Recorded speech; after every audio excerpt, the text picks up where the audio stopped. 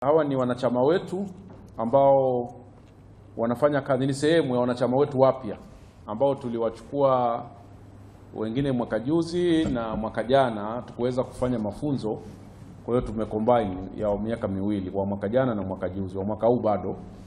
Kwa hiyo tunawafanya refresher training, au tunafanya mafunzo ya kuwajengea uwezo, tunafanya mafunzo ya kuwakumbusha masuala kadhaa ya kisheria, misingi ya ulinzi na utetezi wa haki za binadamu.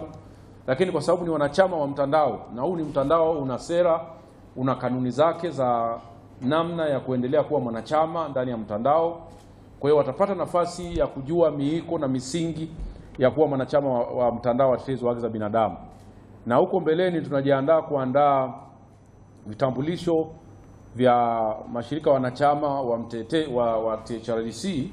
Kwa hiyo lazima tuwe na watu ambao wanafahamika na wanafahamu misingi ya kwanza ya mtandao wao. Tuna sera ambazo tunakuwa nazo kama mtandao, na leo tutajaribu kuziguzia baadhi ya sera ambazo tulizo nazo kwa ajili ya kuelewa kwa undani kwamba pamoja na kwamba ni mtetezi wa haki za binadamu, lakini kuna masharti na miiko fulani ya kufuata ukiwa kama mwanachama wa mtandao wa utetezi wa haki za binadamu. Lakini ukiwa kama mtetezi tu wa haki za binadamu, tuna miiko pia ambayo tunapaswa kuzingatia wakati tunafanya utetezi wetu wa haki za binadamu, pamoja na masuala ya kuzingatia compliance na sheria mbalimbali za nchi. Lakini namna bora ambavyo watetezi wa haki za binadamu mnaweza mkafanya kazi yenu kwa ufanisi zaidi, mkatoa taarifa za utetezi wa haki za binadamu. Lakini kikubwa, namna ya kujilinda wakati wa utetezi. Kazi yote ya utetezi siku zote ina changamoto za kiusalama, ni 50% risk. Kazi ya utetezi ina changamoto zake. Kwa hiyo lazima pia tujue namna ya kukabiliana na riski na changamoto za usalama ambazo zinatokana na utetezi. Kwa hiyo kwa siku mbili hizi wanachama wetu hawa watapata namna ya kujinoa zaidi, na watakaporudi huko watakuwa katika mazingira mazuri ya kuendelea kufanya kazi ya utetezi wa haki za binadamu. Mtandao wa utetezi wa haki za binadamu kwa sasa una jumla ya wanachama zaidi ya mashirika 300 ya haki za binadamu, na tuna kanda 11 na tuna ofisi ndogo Zanzibar ambayo inafanya kazi ya utetezi wa watetezi wa haki za binadamu, kujenga uwezo kwa watetezi wa haki za binadamu, kuwaweka karibu watetezi wa haki za binadamu na wadau mbalimbali ikiwemo serikali, wadau wa maendeleo na wananchi kwa ujumla. Kwa hiyo ni kazi ambayo mtandao umekuwa ukifanya kwa miaka mingi, na tunashukuru kwamba uwepo wa mtandao umefanya watetezi wa haki za binadamu waendelee kufahamika. Umefanya watetezi wa haki za binadamu waendelee kuonekana ni watu wa muhimu sana. Kwanza umefanya serikali watambue umuhimu wa kufanya kazi na watetezi wa haki za binadamu. Tumewaweka karibu sana na serikali, na serikali wanaendelea, wale wachache ambao walikuwa hawaelewi au wanaona watetezi kama ni kikundi ambacho wakifai kwenye nchi, wanaendelea kufahamu, wanaendelea kuelewa kwamba hawa ni wadau. Sisi ndio tunafanya kazi ya Mheshimiwa Rais nchi nzima.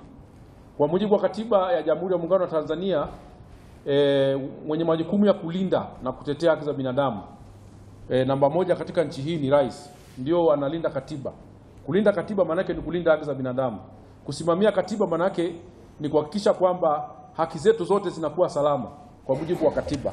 Lakini pia yeye ndio anasimamia utekelezaji wa mikataba yote ya kimataifa ambayo nchi imeingia, ambayo inataka nchi iheshimu, isimamie na kueneza haki za binadamu. Lakini hiyo kazi sehemu kubwa tunafanya sisi. Kazi ya utetezi wa haki za binadamu tunafanya sisi watetezi.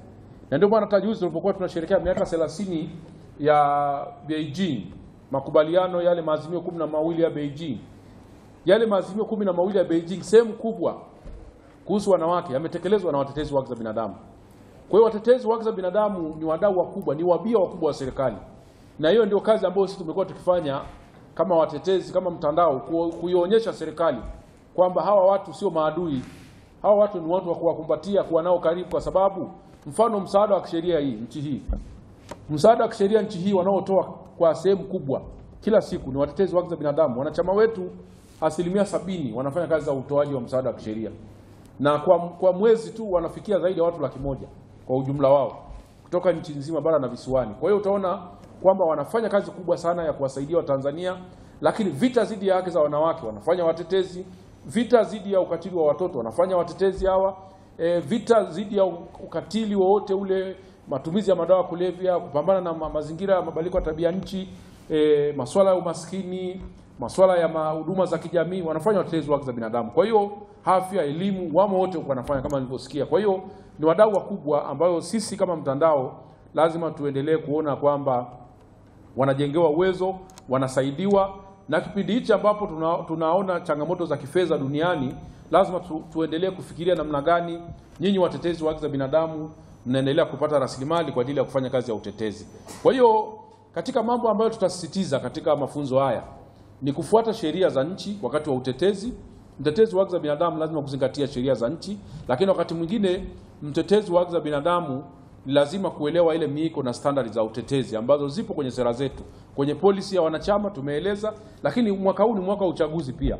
Tuna sera ya namna gani wa watetezi wa haki za binadamu wanaweza kushiriki kwenye uchaguzi. Kama juzi Mheshimiwa Samia alivyosema kuhusu watu kwenda kwenye uchaguzi, sisi tulishaanza kusema siku nyingi na tukatengeneza sera kwa wanachama wa mtandao ambao wanataka kwenda kushiriki nafasi mbalimbali za uchaguzi. Na hii naomba iwafikie wanachama wote, sio nyinyi mlioko hapa. Kama wewe ni mkurugenzi wa taasisi, unataka kugombea nafasi fulani, haki yako. Sera yetu ya wanachama inasema ni haki ya kila mwanachama kwenda kugombea nafasi mbalimbali za uchaguzi. Lakini usiende kugombea nafasi ya uchaguzi huku ukiwa mkurugenzi wa taasisi. Ifike mahala uamue kujiuzulu nafasi yako, aidha kwa muda, ukamweka mtu mwingine kwenye nafasi hiyo, utangaze nia yako, kitu ambacho tunaunga mkono. Kuenda kugombea ni haki ya kila mtu, na hata sisi ya sasa kiraia ni vizuri tukaenda kwenye siasa. Kwa hiyo sio picha nzuri kwamba leo ukaniona mimi niko nagombea kule, huku bado ni mratibu wenu. Sasa mtajua huyu ni mkada wa CCM au wa Chadema au ni mratibu. Kwa hiyo tunashauri na sera imesema ni haki yako kwenda kugombea, lakini by the time unataka kuamua kugombea, tuandikie barua huko ofisini. Tangaza kabisa, mimi mkurugenzi wa taasisi fulani nimejipima, nimeona na nina jimbo fulani linanifaa. Kwa hiyo kuanzia leo sindakuwa mkurugenzi wa taasisi B, nafasi hiyo nimemwachia fulani, mimi nakwenda kuendeleza mikakati ya kuchukua jimbo kwa kupitia chama ambacho tumeona ni sahihi kwako. Kwa hilo ni jambo la msingi ambalo litafanya taasisi iendelee kuonekana ni taasisi ya umma, sio ya chama fulani, na wewe utakuwa umeenda kufanya kazi yako vizuri. Hata baadaye unaweza ukarudi, maana bado sera yetu haijakataza kurudi.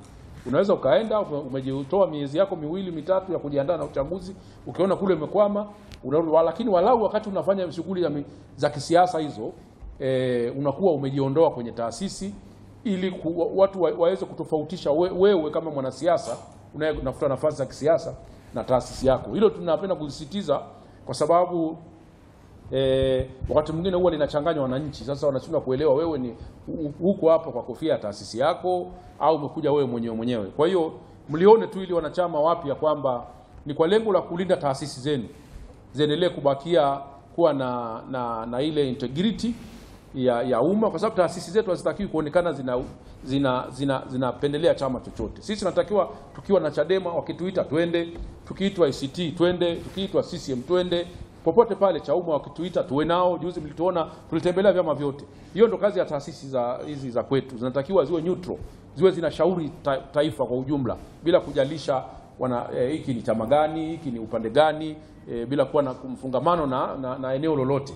Kwa hiyo hili tunalisisitiza kwa sababu huu mwaka uchaguzi, najua wengine mnajiandaa na mambo kama hayo kutoka wanachama wetu wapo, kila mwaka huwa inatokea uchaguzi. Kwa hiyo ni vyema kujiandaa, na wengine wameanza, niseme tu wengine wameshaanza kutuma barua kwamba wamejitoa kwenda kushiriki kwenye shughuli mbalimbali za uchaguzi, kitu ambacho inaleta picha nzuri na inaonekana tunasimamia sera yetu vizuri. Kwa hiyo hilo ni pamoja na compliance zingine ambazo tulizonazo za sheria za nchi kama za kodi, za sheria zinazotusajili sisi kama sheria za NGO ile, pamoja na zingine ambazo tumesajiliwa kwa upande wa Zanzibar na huku bara, basi ni muhimu kwa ujumla tukazingatia. Otherwise nadhani tutazungumza mengi zaidi.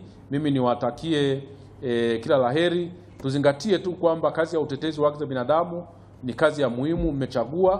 Kwa hiyo tuongeze weledi, tuendelee kujifunza zaidi, lakini tuzingatie masuala ya usalama. Wakati wowote kazi hii ya utetezi ina changamoto zake. Kwa hiyo mbinu ambazo mtakwenda kupewa kwenye mafunzo haya iwasaidie kubakia salama zaidi na kuongeza nguvu zaidi ya kutetea haki za binadamu. Msikubali kukaa bila kutetea haki za binadamu katika maeneo yenu. Mambo yakitokea, simameni imara. Kutetea haki za binadamu sio makosa ya jinai. Defending human rights is not a crime. Endeleeni kutetea haki za binadamu bila woga, ili mradi amvunji sheria za nchi.